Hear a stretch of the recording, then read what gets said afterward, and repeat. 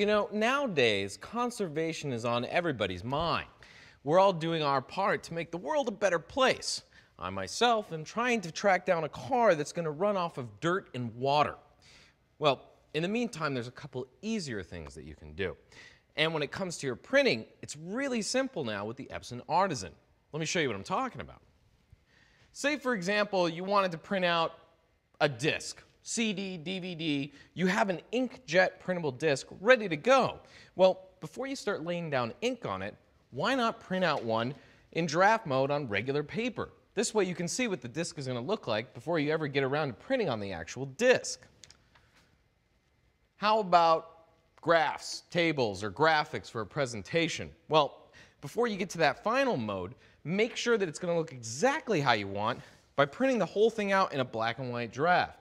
You say black and white's fine and all, but what about the colors? Well, there's a color draft mode too, so why not use that? And then, when it's time, get that good quality paper and put down the colors just the way you've planned them out. How about an invitation, for example, or a pamphlet? Well, it works there too. Start with your black and white, do a color pass, and then do your final output. That way, when it's time to make your fancy pants presentation, you haven't gone through a lot of resources of ink and paper to get to that final result.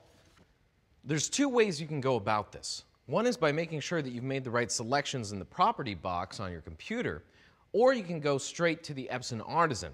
Let me show you the first step.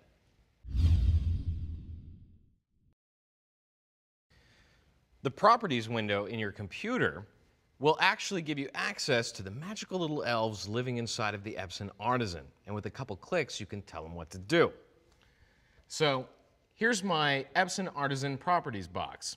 And I can see that it's already here set on text, but for this photo, I don't actually want to click on photo. I'm actually going to want to go over here and select the draft mode. Then follow that up by clicking on Print Preview.